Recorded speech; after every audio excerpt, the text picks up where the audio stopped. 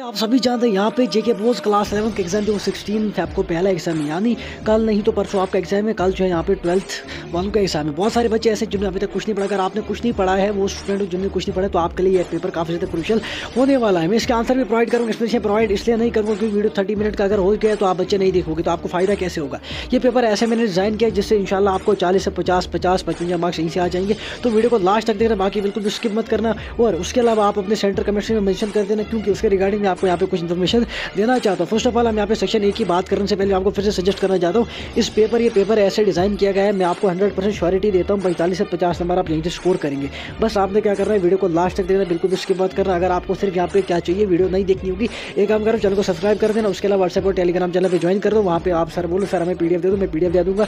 After that मैं आपको वहाँ पे आंसर भी प्रोवाइड करूँगा। लेकिन पहले मेरी बात सुनो, मैं क्वेश्चन पढ़ के बताऊँगा, क्वेश्चन के कुछ आंसर भी बताऊँगा। हर एक क्वेश्चन के नहीं, लेकिन कुछ बताऊँगा जो काफ़ी ज़्यादा इंपॉर्टेंट होने वाले हैं। तो first of all one word answer हमारे पास define empirical formula with an example. हम वन वर्ड से स्टार्ट नहीं करें, हम करेंगे सेक्शन बी से स्टार्ट, क्योंकि बच्चे स्किप करके आपका ज़्यादा इंटरेस्ट होता है किसमें, सेक्शन बी से। Section B C and D से स्टार्ट करेंगे आपकी यहाँ पे मर्जी से। बी का पहला क्वेश्चन है हमारे पास यहाँ से, explain above principle with example. Above principle को हमने एक्सप्लेन करना है, एग्जांपल भी समझनी। ठीक है, मैं आपको बताता हूँ अबव प्रिंसिपल होता है कि आप कंसेप्ट माइंड में रखना और एग्जांपल भी बताऊंगा। ठीक है, first of all above principle क्या होता है, इलेक्ट्रॉन सबसे पहले लोवेस्ट एनर्जी ऑर्बिट में जाते हैं, यानी जब एक इलेक्ट्रॉन सबसे पहले लोवेस्ट एनर्जी में जाता है उसी को जाता है अबव प्रिंसिपल कहा जाता है। इसकी एग्जांपल की बात करेंगे, देखो एग्जांपल आप करेंगे यहाँ से 1s, ठीक है, 2s, 2p एंड 3s, ये इसकी एग्जांपल रहेगी। दोबारा से लिख के बताता हूँ, मे भी यहाँ पे थोड़ा बहुत साफ नहीं आ रहा है, लिख के। ठीक है, हमारे पास यहाँ पे जो इसकी एग्जांपल रहेगी वो रहेगी 1s, 2s, देन हमारे पास 2p, आफ्टर दैट 3s रहेगी। देखो मैं चाहता हूँ मैं आपको यहाँ पे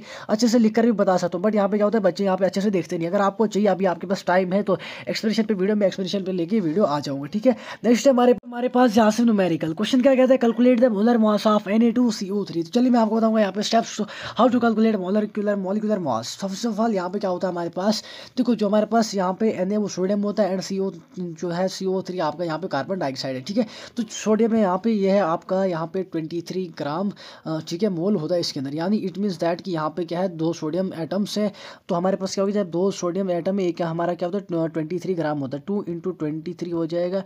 ठीक है, जो कि हमारे पास 46 ग्राम मोल हो जाता है। ठीक है, तो उसके बाद अगर हम कार्बन की बात करेंगे CO3, इसके अंदर क्या होता है हमारे पास, ये जो होता है इसका एटॉमिक मास कितना होता है, 12 ग्राम होता है। ठीक है, तो यहाँ पे हमारे पास 3 एक ही कार्बन है। ठीक है, तो हमारे पास 1 × 12 हो जाएगा इक्वल्स टू 12 ग्राम। जब 12 ग्राम हो जाएगा, नेक्स्ट हम यहाँ पे क्या करेंगे, हमारे पास अब ऑक्सीजन भी है O3। ठीक है, ऑक्सीजन का मॉलिक्यूलर मास होता है 16। जब ऑक्सीजन का मॉलिक्यूलर मास 16 होता है तो हमारे पास यहाँ पे 3 ऑक्सीजन है। ठीक है, तो हमारे पास क्या हो जाएगा, यहाँ पे 3 ऑक्सीजन एटम है, 3 × 16 हो जाएगा, जो किसके इक्वल हो जाता है यहाँ पे 48 ग्राम मोल के इक्वल हो जाएगा। तो हमारे पास टोटल मोलर मास क्या हो जाएगा, तीनों को ऐड करेंगे, हमारे पास यहाँ से क्या बनेगा 106 ग्राम मोल, इसका आंसर आएगा। ठीक है, तो हाँ ये इसका फाइनल आंसर आ जाएगा। नेक्स्ट क्वेश्चन यहाँ पे हमारे पास differentiate between homogeneous and heterogeneous mixture.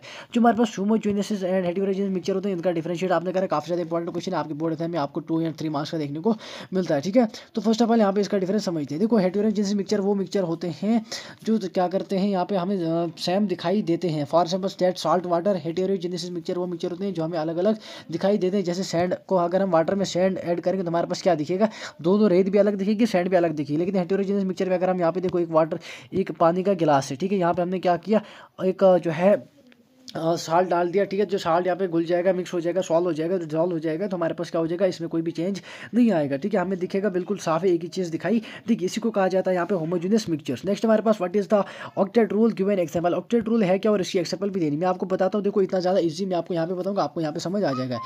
Octet rule होता है एटम्स 8 वैलेंसी इलेक्ट्रॉन पूरा करने के लिए कोशिश करते हैं। यानी कौन से एटम्स 8 एटम्स 8 वैलेंस इलेक्ट्रॉन पूरा करने के लिए क्या करते हैं, पूरा करने के लिए कोशिश करते हैं। फॉर एग्जाम्पल आपका NaCl, इसकी एग्जाम्पल आ जाएगी। नेक्स्ट हमारे पास write any 2 differences between sigma and pi bond. 2 difference बताओ सिग्मा और पाई बॉन्ड में, काफी ज्यादा इजी क्वेश्चन है। तो हमारे पास यहाँ से पहला डिफरेंस आएगा sigma difference between pi bond and sigma bond. जो सिग्मा बॉन्ड होता है हमारे पास, ये हमारे पास एक क्या होता है, स्ट्रॉन्ग होता है। क्या होता है, स्ट्रॉन्ग बॉन्ड होता है। लेकिन जो पाई होता है ये वीक बॉन्ड होता है। ये एक डिफरेंस आ गया। ठीक है, जो सिग्मा बॉन्ड होता है यहाँ पे ये क्या करता है, ये ओवरलैप से बनता है, किससे बनता है, ओवरलैपिंग से, ओवरलैपिंग से बनता है। लेकिन जो आपका पाई बॉन्ड होता है ये क्या करता है, ये जो है साइड वाइज बनता है, क्या बनता है, साइड ओवरलैप से बनता है। नेक्स्ट हमारे पास define limiting reagent with an example. Limiting reagent होता क्या और इसकी एग्जांपल भी बतानी है।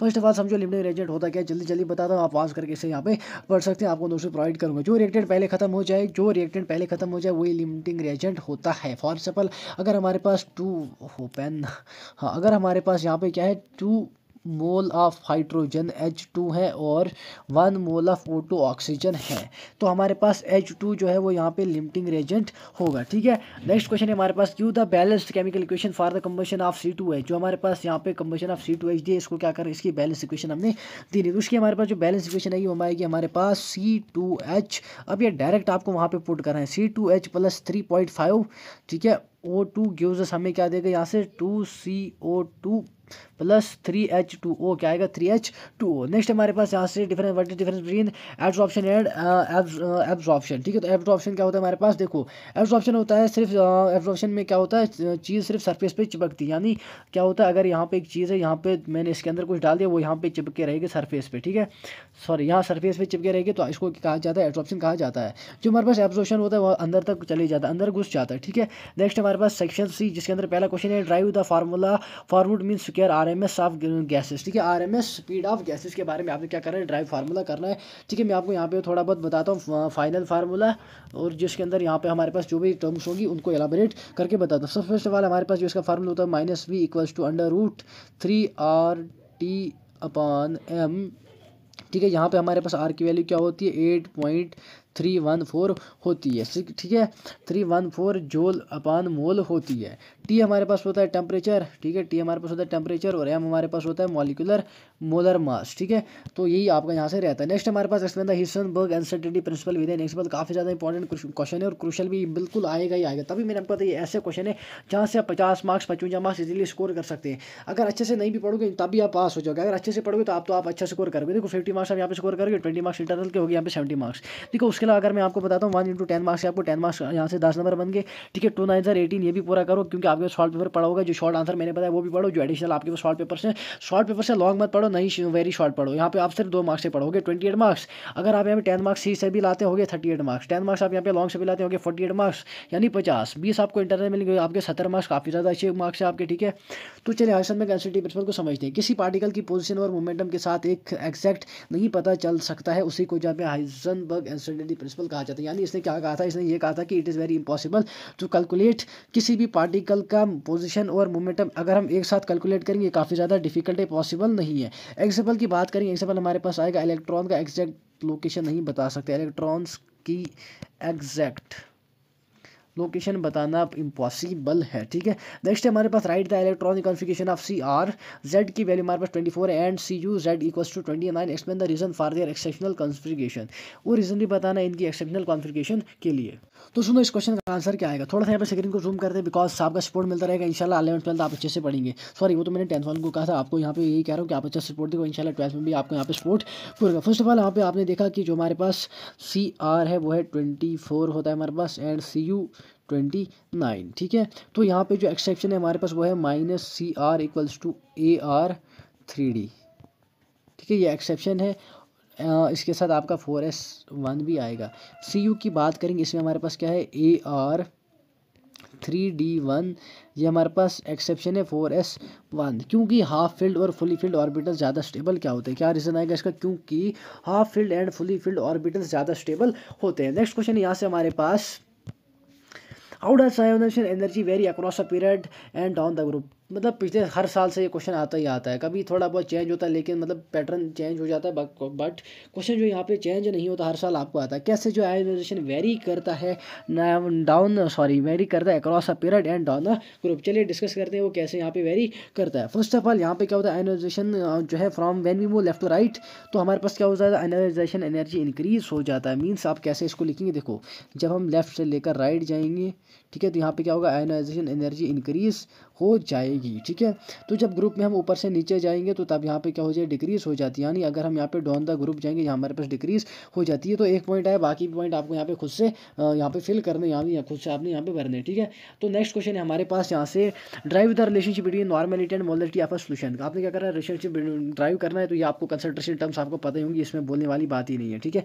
जो मोलरिटी आपकी होती है, मोलरिटी जो सॉरी एग्जाम्पल जिसके अंदर आएगा आपका H2SO4 का एन फैक्टर, चलो ये बाद में डिस्कस करेंगे, ठीक है। नेक्स्ट क्वेश्चन यहाँ पे हमारे पास, व्हाट इज हैशेस लॉ, ये मैं आपको बताऊंगा हैशेस लॉ क्या होता है, एक्सप्लेन विद एन एग्जांपल। सुनो, एंथैल्पी चेंज सिर्फ इनिशियल और फाइनल स्टेट पे डिपेंड करती है। इट मींस दैट हैशेस ने क्या कहा था, हैशेस स्टेट दैट जो हमारे पास क्या होता है, इनिशियल INITIAL इनिशियल, फाइनल, जो इनिशियल एंड फाइनल स्टेज होती है ये किस पे डिपेंड करती हैं, सॉरी जो एंथैल्पी चेंज होता है, मैं आपको दोबारा से बताता हूँ, यहाँ पे थोड़ा सा कन्फ्यूजन हो गया, मैं इसका साइज रिड्यूस करता हूँ, ठीक है। जो हमारे पास ई चेंज होता है, क्या होता है ई चेंज, वो किस पे डिपेंड करता है, यहाँ पे आई स्टेट पे एंड एफ स्टेट पे, इनिशियल एंड फाइनल स्टेट पे, ठीक है। बीच का पाथ मैटर नहीं करता, यानी जो सेंटर का पाथ होता है, बीच का पाथ, वो यहाँ पे मैटर नहीं करता है, ठीक है। तो नेक्स्ट क्वेश्चन है हमारे पास यहाँ से, explain the preparation of ethane C2H4 from ethyl alcohol. इसकी प्रिपरेशन को आपने एक्सप्लेन करना है, मैं आपको थोड़ा बहुत बताता हूँ, आप बाकी खुद एक्सप्लेन कर। देखो जो C2H4 होता है प्रिपरेशन का इथेनॉल, देखो जो हमारे पास C2H4 की प्रिपरेशन इथेनॉल के साथ होती है, किसके साथ, ETHA इथेनॉल के साथ होती है, ठीक है। तो हमारे पास क्या होगा यहाँ पे, देखो इसकी क्या होता है, H2SO4 के साथ हीट करेंगे, जब हम H2SO4 के साथ हीट करेंगे तो हमारे पास क्या होता है, इथेन मिलता है, यानी आपके पास क्या मिलता है, C2H4 मिलता है। नेक्स्ट है हमारे पास यहाँ से सेक्शन डी, जिसको आप देख सकते हैं, यहाँ पे काफ़ी ज़्यादा क्रूशल क्वेश्चन है, पहले देखो फिर उसके बाद अगर चाहते हो आप इनको पढ़ना तो पढ़ लो, नहीं चाहते आप चले जा सकते हैं। इंपॉर्टेंट टॉपिक्स भी और कुछ बताना भी चाहता हूँ, लेकिन उससे पहले मैं इन क्वेश्चन को यहाँ पे थोड़ा सा एक्सप्लेन करना चाहता हूँ ताकि आप बच्चों को पता लगे। देखो फर्स्ट ऑफ ऑल हमारे पास क्वेश्चन है, state and explain the ideal, ना ये वाला क्वेश्चन ही, सॉरी पहला क्वेश्चन यहाँ से, explain the quantum numbers NLMS how the power significance the values. तो फर्स्ट ऑफ ऑल हमारे पास जो n क्वांटम नंबर्स होते हैं, मैं आपको बताता हूँ। n quantum number equals to energy level, इनके अंदर क्या होगा, 1 2 and 3 up to so on, ठीक है। जो हमारे पास l होगा, इसके अंदर subshell SUBSHELL subshell SPD and F, ठीक है। ये हो गया आपका L। उसके बाद हमारे पास इसको इरेज करते हैं, L के बाद हमारे पास आएगा M, ठीक है। M के अंदर हमारे पास क्या होता है, orbital orientation, ORBITAL orbital, OREINTA orientation, ठीक है। S की बात करेंगे, S के अंदर हमारे पास क्या होता है, इलेक्ट्रॉन स्पिन यानी +1/2 -1/2। उसके बाद नेक्स्ट है हमारे पास यहाँ से, state and explain the ideal gas equation drive the PV equals to NRT। आपने क्या करना है, स्टेट करना है, इसको एक्सप्लेन भी करना है, ideal gas equation equals to NRT, जिसके अंदर आपका PV इक्वल्स टू NRT, मैं आपको बता दूँ PV equals to NRT gas, ठीक है। इसके अंदर क्या होता है, P आपका प्रेशर होता है, क्या होता है आपका प्रेशर होता है, V जो आपका होता है वो वॉल्यूम होता है, T आपका टेम्परेचर होता है, R आपका गैस कांस्टेंट होता है, जिसकी वैल्यू R की मैं वैल्यू आपको बताता हूँ, R आपका गैस कांस्टेंट होता है, जिसके लिए हमारे पास होती है 8.314 जूल मोल के होता है, ठीक है। तो उसके बाद नेक्स्ट क्वेश्चन यहाँ से, explain the hybridization in the BCl two BF3 and सेचर, वो डायग्राम से आपको खुद ही ऐसे एक्सप्लेन कर लेना, लेकिन फिर भी मैं आपको जो BCl हमारे पास बनेगा, यहाँ पे बनेगा SP लीनियर, LINER लीनियर बनेगा। जो BF3 है इसके अंदर आपका बनेगा trigonal planar, TROGI trigonal planar. आप बना नहीं सकते, इतना भी मेंशन करोगे मार्क्स मिल जाएंगे। CH4 के अंदर आपका बनेगा टेट्राहेड्रल, TETRA टेट्राहेड्रल। फिर से बताता हूँ, BeCl2 के अंदर आपका SP लीनियर बनेगा, BF3 के अंदर आपका SP2 ट्राइगोनल प्लेनर बनेगा, CH4 की जगह पे आपका बनेगा SP3 टेट्राहेड्रल बनेगा। उसके बाद नेक्स्ट है काफ़ी ज़्यादा इंपॉर्टेंट क्वेश्चन जो आपके बोर्ड एग्जाम में देखने को मिलता है, right the mechanism of the nucleophilic substitution reaction with example, ठीक है, विद प्रॉपर एग्जांपल। देखो जो आपकी SN1 रिएक्शन होती है, ये क्या होती है, इसके अंदर क्या होता है, टर्शियरी अल्काइल हैलाइड में रिएक्शन होती है, ठीक है। रेट ऑफ रिएक्शन जो डिपेंड करता है वो किस पे करता है, सबस्टेंस पे डिपेंड करता है। और ये जो आपकी होती है SN1 रिएक्शन, ये यूनिमॉलिक्यूलर रिएक्शन होती है, और ये उसके साथ साथ जो आपकी SN2 रिएक्शन, सॉरी ये आपकी होती है एक और सिंगल स्टेप रिएक्शन भी होती है, नहीं डबल स्टेप रिएक्शन होती है, मल्टी स्टेप। जो SN2 होती है वो यहाँ पे 2 स्टेप रिएक्शन होती है, जिसके अंदर रिएक्शन किसके साथ होती है, प्राइमरी अल्काइल हैलाइड के साथ होती है। रेट ऑफ रिएक्शन डिपेंड करता है बोथ सबस्टेंस एंड न्यूक्लियोफाइल पे, और ये आपकी बायोमॉलिक्यूलर रिएक्शन होती है, ठीक है। उसके बाद कुछ इंपॉर्टेंट टॉपिक है जिन्हें आपको यहाँ पे कवर करना है। पहला आपका यहाँ से स्टोइचियोमेट्री, जिसके अंदर आपका आपको यहाँ से आना चाहिए आपको केमिकल बॉन्डिंग आना चाहिए, हाइब्रिडाइजेशन, वेस्पर थ्योरी आना चाहिए, मॉलिक्यूलर ऑर्बिटल थ्योरी आनी चाहिए। बिल्कुल आप इनको स्किप नहीं करना, इनको भी पढ़ना। इंशाल्लाह आप फिर 70 स्कोर करोगे, मैं गारंटी देता हूँ। बस आप करना gas state, gas law, kinetic theory, ये मैंने आपको बता दिया। थर्मोडायनेमिक्स आपको पता होना चाहिए, first of thermodynamic and enthalpy laws, जो मैंने उधर नहीं बताया वो इस टॉपिक से देख लो। रिडॉक्स रिएक्शन हो गया, oxidation number, organic chemistry, nomenclature, isomerism, magnetism, isomerism, जिसके अंदर चेन आइसोमेरिज्म आता है और भी बहुत सारे आइसोमेरिज्म आते हैं, उनको डिस्कस कर लेना। फिलहाल इस वीडियो में मिलते हैं नेक्स्ट वीडियो में। आई होप कि मैंने आपके सारे के सारे डाउट्स यहाँ पे क्लियर, क्योंकि बट मैं श्योरिटी गारंटी के साथ लास्ट फिर आपको कहता हूँ कि इस पेपर को स्किप मत करो, इस पेपर को पढ़ के जाओ अगर आपने पास होना है। बाकी जो यूट्यूबर्स है आपके, वो यूट्यूबर्स, वो घटिया दो कौड़ी के यूट्यूबर्स, उनको कुछ पता ही नहीं होता। देखो उन यूट्यूबर्स का क्या यहाँ पे खेल होता है। अभी यहाँ पे जेके बोस के पेपर चल रहे हैं, ठीक है, वो जेके बोस पे पेपर में वीडियो बनाएंगे। अभी यहाँ पे अगर कोई रिक्रूटमेंट आएगी, वो रिक्रूटमेंट पे वीडियो बनाएंगे। लेकिन मेरा ऐसा नहीं, मैं स्टिक था पहले से आपकी प्रिपरेशन के साथ, अभी भी आपकी प्रिपरेशन के साथ ही स्टिक हूँ। चाहे आपके अगले साल पेपर होंगे, इंशाल्लाह अगले साल हम विद इक्विपमेंट के साथ आपकी यहाँ पे वन शॉट वीडियो हर एक सब्जेक्ट के कंडक्ट करेंगे। लेकिन जो वो है वो किसी के नहीं, ना वो अपने हैं ना वो आपके हैं। तो इसलिए मैं आपको फिर से कह रहा हूँ, उन पर भरोसा मत करो, उन पर रिले मत करो। आप मेरे चैनल को सब्सक्राइब करके रखो, उसके लिए व्हाट्सएप ग्रुप ज्वाइन करो, वहाँ पे आपको नोट्स एंड PDF मिलता रहेगा।